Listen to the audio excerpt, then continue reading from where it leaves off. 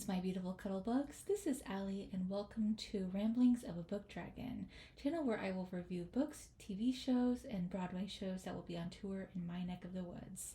Today's show is going to be brought to you by Beetlejuice because I was finally able to watch it a couple weeks ago as it was on tour in the St. Louis region. Now, before this point, I'd never really seen the original movie, so I thought before I went to see it live, I thought might as well be a good time to actually see the original movie first. So I wanted to do a bit of a comparison between the movie and the musical to see what they did differently, how they changed it, whether it was better or worse, etc., etc. Now, in case you didn't know, the original movie was based in 1988, and it was about a young couple who died tragically by drowning after their car crashed into the river. And they had determined that they were dead and they were learning how to be a proper ghost. And because of this, there was a new couple and their daughter, the mother's stepdaughter, moved into the house and basically was just completely destroying the house, changing it in a way that was not how the original couple wanted it done. So they traveled to the underworld, afterlife, however it's called, and they find out that they need to try to get rid of the people by haunting the house.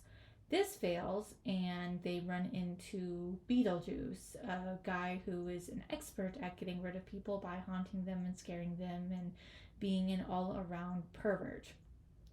So this goes as well according to plan as one can expect. He causes havoc, he tries to molest the wife, he wants to marry the daughter, and it's just all good, clean, humorous, crazy fun. Now in the musical, they follow all of this basically how it is in the movie, except they do make some changes. For instance, the stepmother, instead of being cold and cruel and not a very nice woman, she's a bit more kooky in that she is actually now she is considered more of a life coach, and she really embraces that lifestyle, including the guy that she was with beforehand, her teacher guy. He is also a bit kooky and a life coach and as lovely of a man as he can be.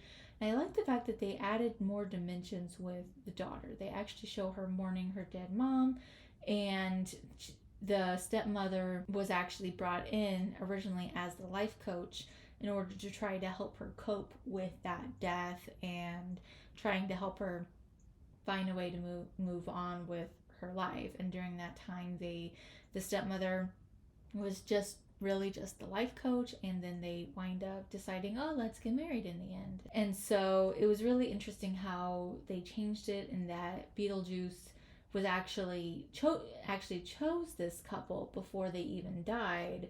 And when they died, he hid the book that they were supposed to read in the movie that helped them learn how to properly be ghosts. And he was really targeting them in a way to show, hey, I'm going to teach you how to be ghosts. So I found that to be really interesting, and that they really were trying to make him more of a likable pervert instead of just a straight up creepy pervert that he is in the movie. And so he was really making sure that they were relying on him because he took the book and hid it and they had no idea what was going on.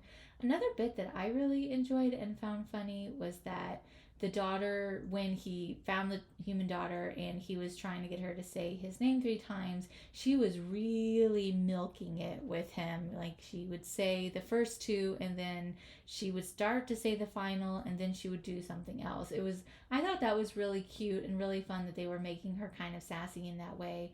And then also at the end, instead of like in the movie when she's really just more like a doll and just there to be a victim as a forced child bride, in the musical she actually plans to quote unquote accept her fate as his bride as a way to trick him and get him out and kill him again. So that it was just very interesting, I think, and a really fun way to do things and give them more of a backstory, more time together. And also, I really appreciated the fact that they actually did look at the mourning process, and the father and daughter in the musical were able to kind of talk it out and figure out that it's okay to talk about the dead mom. It's not considered to be a bad thing at all to realize loss and to have those discussions, because in the movie he really didn't seem to care at all that his daughter was mourning this loss. Now, the thing that I really appreciated is that another thing that I really appreciated is that they did actually include the two songs. Yeah, so they were actually including the songs that were sung, and they actually did include that dancing scene that I think is really a classic for the movie, even though I just watched it the night before. But I found it to be really fun and exciting. And plus, just the fact that they actually did include it, there was one musical that I'm not going to name that had a classic song that you would expect them to sing, but for whatever reason, they never got the copyright for the song, or I'm not sure how that works. But it was really just a teaser with that other musical that they kept on like hinting at it, but never sung it or did anything with it. So the fact they actually included the two songs that were really enjoyable for the music for the movie, and they included it really organically with this, and that it actually made sense and it was a lot of fun. I did appreciate the fact that they were working on making Beetlejuice actually a likable character. I'm not going to spoil the ending. I mean, if you've seen the movie, then you know how it ends there. But they do change the ending for Beetlejuice in in the musical, and I thought that it was really a nice way to change his character and actually give him a bit of a redemption arc, actually, which I thought was really interesting and a nice way to do things.